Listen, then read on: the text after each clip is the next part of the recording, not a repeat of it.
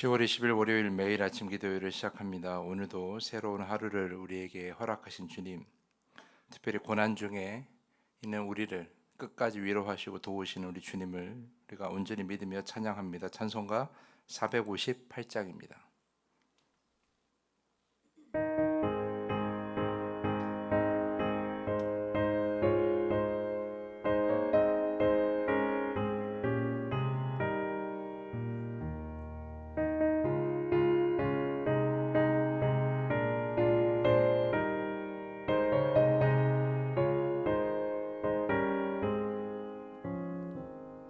너의 마음에 슬픔이 가득할 때 주가 위로해 주시리라. 아침에 같이 빛나는 마음으로 너 십자가 지고 가라. 참 기쁜 마음으로 십자가 지고 가라. 내가 기쁘게 십자가 지고 가면 슬픈 마음이 위로받네. 때를 따라서 주시는 은혜로서 가란 심령의 힘을 얻고 주가 언약한 말씀을 기억하고 너 십자가 지고 가라. 참 기쁜 마음으로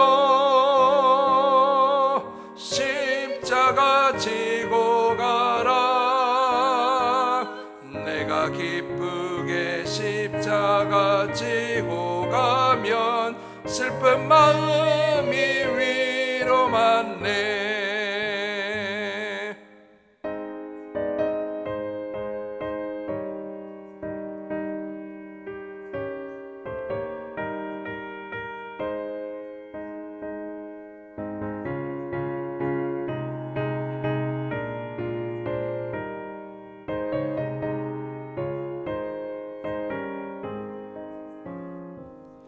내가 맡은 일 성실히 행할 때에 주님 앞에서 상 받으라. 주가 베푸신 은혜를 감사하며 너 십자가 지고 가라. 참 기쁜 마음으로 십자가 지고 가라. 내가 기쁘게 십자가 지고 가면 슬픈 마음이 위로받네.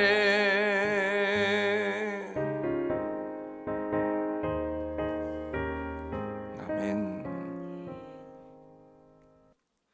이제 말씀을 묵상합니다. 오늘은 열왕기하 19장입니다.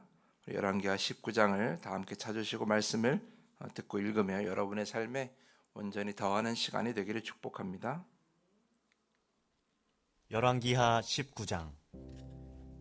히스기야 왕이 듣고 그 옷을 찢고 굵은 배를 두르고 여호와의 전에 들어가서 왕궁의 책임자인 엘리야김과 서기관 셈나와 제사장 중 장로들에게 굵은 배를 둘려서 아모스의 아들 선지자 이사야에게로 보내매 그들이 이사야에게 이르되 히스기야의 말씀이 오늘은 환난과 징벌과 모욕의 날이라.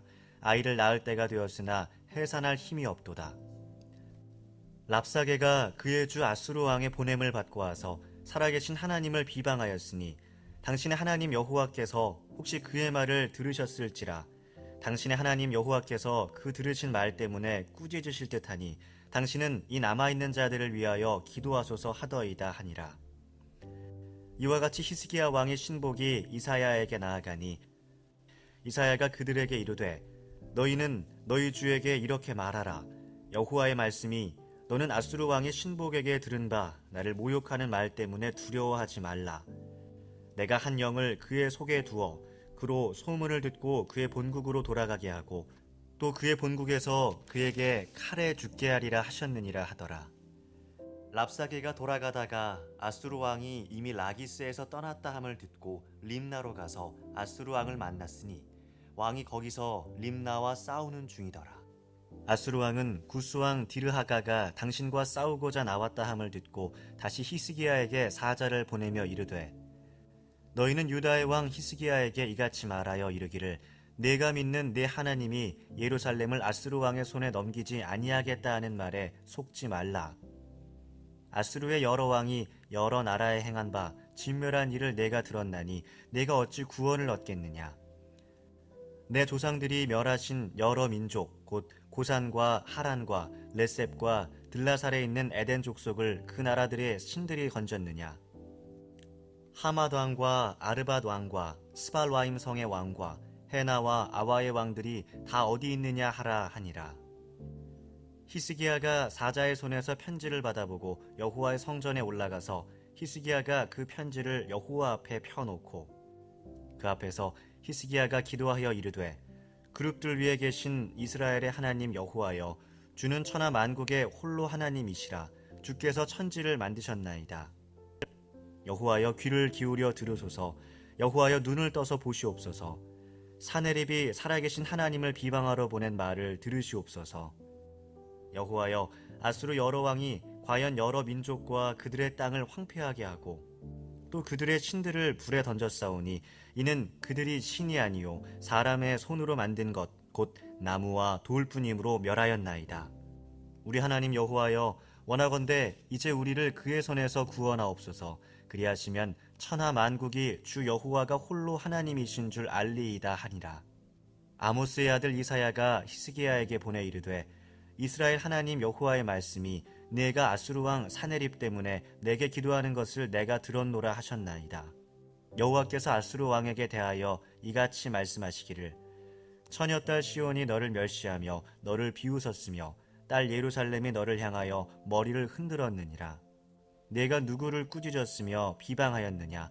누구를 향하여 소리를 높였으며 눈을 높이 떴느냐? 이스라엘의 거룩한 자에게 그리하였도다. 내가 사자들을 통하여 주를 비방하여 이르기를, 내가 많은 병거를 거느리고 여러 산 꼭대기에 올라가며 레바논 깊은 곳에 이르러 높은 백향목과 아름다운 잣나무를 베고 내가 그 가장 먼 곳에 들어가며 그의 동산에 무성한 수풀에 이르리라. 내가 땅을 파서 이방의 물을 마셨고 나의 발바닥으로 애굽의 모든 강들을 말렸노라 하였도다. 내가 듣지 못하였느냐? 이 일은 내가 태초부터 행하였고 옛날부터 정한 바라. 이제 내가 이루어 너로 견고한 성들을 멸하여 무너진 돌무더기가 되게 함이니라. 그러므로 거기에 거주하는 백성의 힘이 약하여 두려워하며 놀랐나니 그들은 들의 채소와 푸른 풀과 지붕의 잡초와 자라기 전에 시든 곡초같이 되었느니라. 내 거초와 내 출입과 네가 내게 향한 분노를 내가 다 아노니 내가 내게 향한 분노와 네 교만한 말이 내 귀에 들렸도다. 그러므로 내가 갈고리를 네 코에 꿰고 재갈을 네 입에 물려 너를 오던 길로 끌어 돌이키리라 하셨나이다. 또 내게 보일 징조가 이러하니 너희가 금년에는 스스로 자라난 것을 먹고 내년에는 그것에서 난 것을 먹되 제3년에는 심고 거두며 포도원을 심고 그 열매를 먹으리라. 유다 족속 중에서 피하고 남은 자는 다시 아래로 뿌리를 내리고 위로 열매를 맺을지라. 남은 자는 예루살렘에서부터 나올 것이요 피하는 자는 시온산에서부터 나오리니 여호와의 열심히 이 일을 이루리라 하셨나이다 하니라. 그러므로 여호와께서 아수르 왕을 가리켜 이르시기를, 그가 이 성에 이르지 못하며 이리로 화살을 쏘지 못하며 방패를 성을 향하여 세우지 못하며 치려고 토성을 쌓지도 못하고 오던 길로 돌아가고 이 성에 이르지 못하리라 하셨으니 이는 여호와의 말씀이시라. 내가 나와 나의 종 다윗을 위하여 이 성을 보호하여 구원하리라 하셨나이다 하였더라. 이 밤에 여호와의 사자가 나와서 아수르 진영에서 군사 18만 5천 명을 친지라. 아침에 일찍이 일어나 보니 다 송장이 되었더라.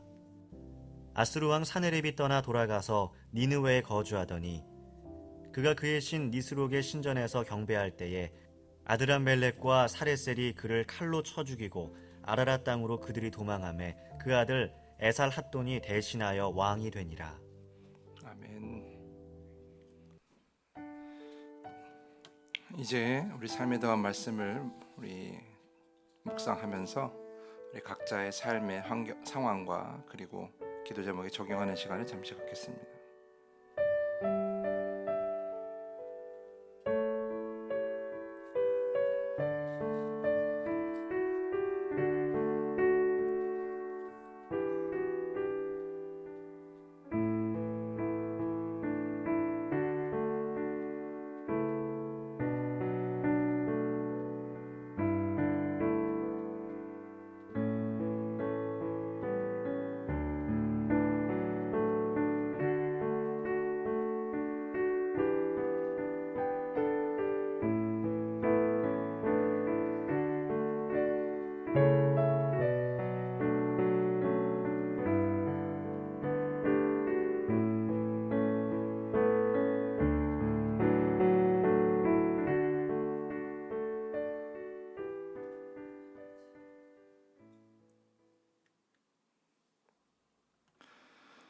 이제 말씀을 전합니다. 먼저 이 하루를 이 기도의 시간으로 시작하는 우리 성도님들을 우리 한 사람 한 사람 축복합니다. 제가 주님 이름으로 축복할 때 여러분 믿음을 가지고 아멘으로 응답하시기 바랍니다. 평안하십시오.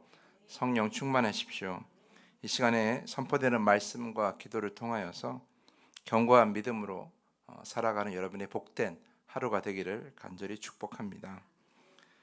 자, 히스기야는 남유다의 왕 중에서 가장 신실한 왕으로 평가받고 있습니다. 하지만 제가 묵상한 열왕기하 18장 19장 말씀을 보면 히스기야 왕의 믿음이 사실 처음부터 완전하지는 않았다라고 저는 그렇게 봤어요. 그리고 그의 믿음이 이 아수르의 공격과 그 아수르로 인한 그 고난 중에서 히스기야의 믿음이 조금씩 달라지고 있음을 저는 확인할 수 있었어요. 그 내용을 오늘 여러분과 함께 나누어 보고자 합니다. 자, 열왕기하 18장, 우리 지난주에 묵상했던 열왕기하 18장을 다시 생각해 보면 13절 이하에 아수르가 유다 지역을 점령하려고 할 때 유다 왕이 어떻게 처음 반응하냐 하면 그가 처음에 했던 것은 아수르 왕에게 항복하는 거였어요.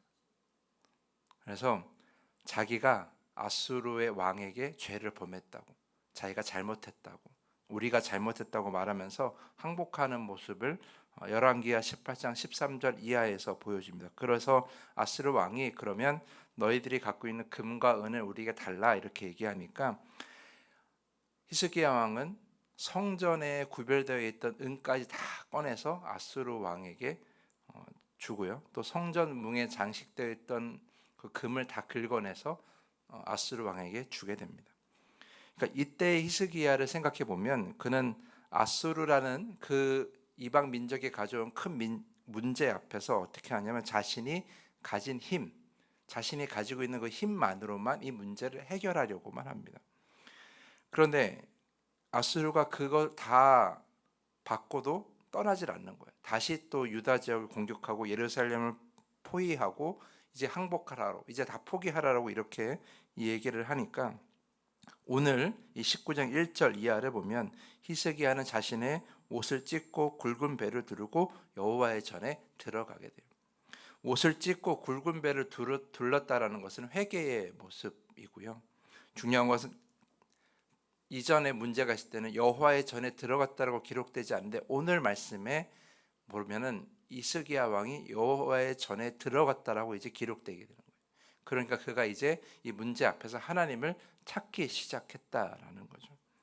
그리고 이사야를 불러서 이사야를 통해서 말씀을 듣고자 하는데요. 그러면서 이사야에게 기도해 달라라고 이렇게 이야기를 합니다.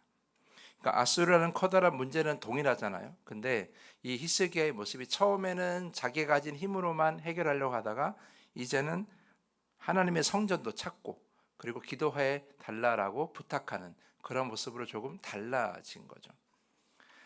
그런데 아수르의 공격은 외부의 다른 전쟁으로 인해 잠시 중단되었다가 다시 예루살렘을 압박하게 돼요. 그래서 오늘 읽은 10절 이하를 보면 아수르 왕은 사자를 보내서 유다의 항복을 요구하게 됩니다.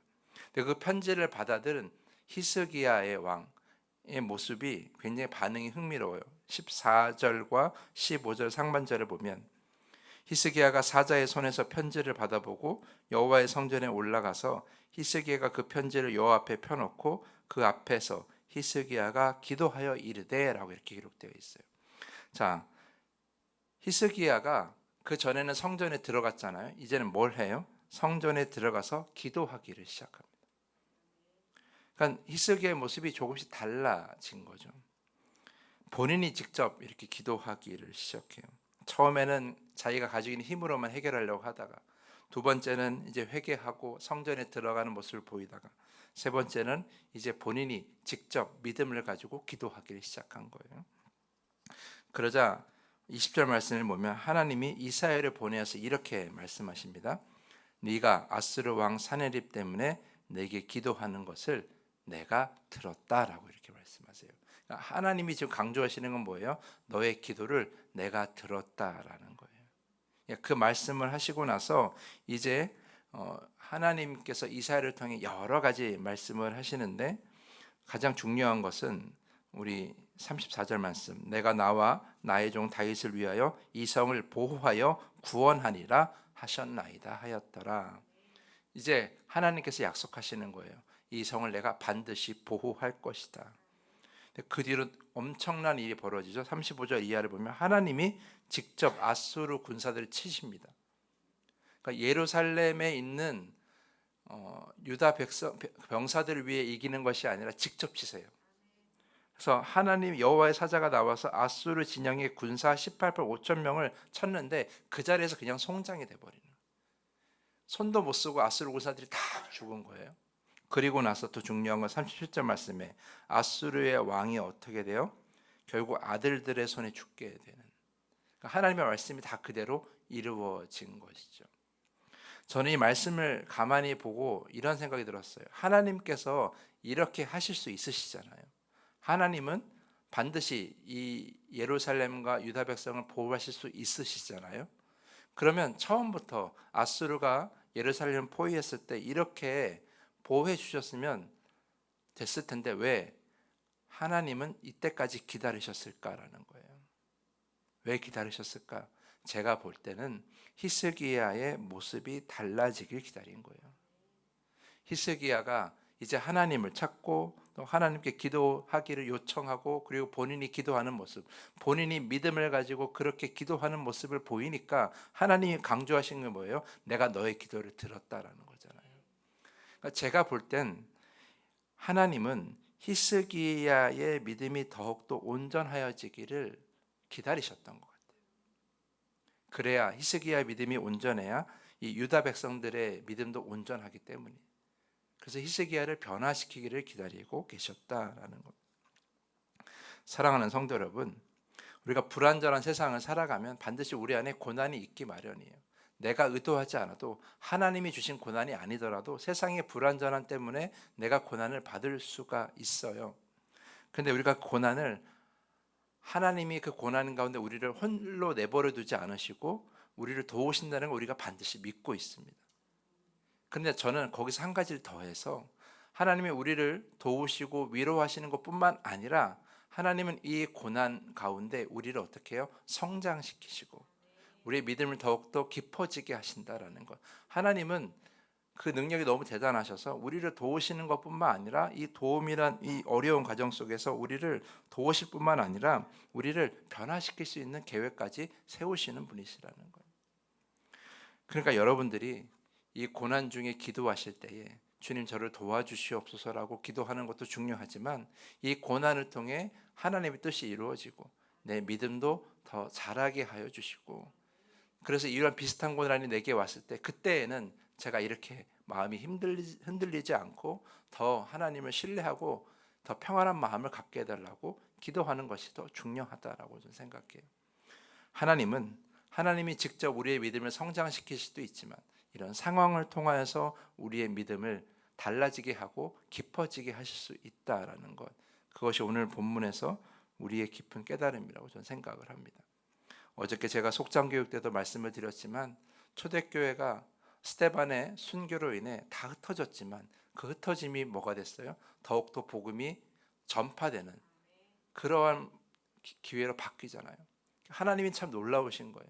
한 사람의 죽음으로 인해, 한 사람의 순교로 인해 복음을 믿는 그 초대교회 성도들이 다 숨어 들어가서 더 이상 복음을 전하지 않을 것 같은데 반대로 더 복음을 전하게 되는 그런 놀라운 일로 벌어지고, 그래서 스데반의 죽음, 그 순교가 있었기 때문에 복음이 더 멀리 전파된 거거든요.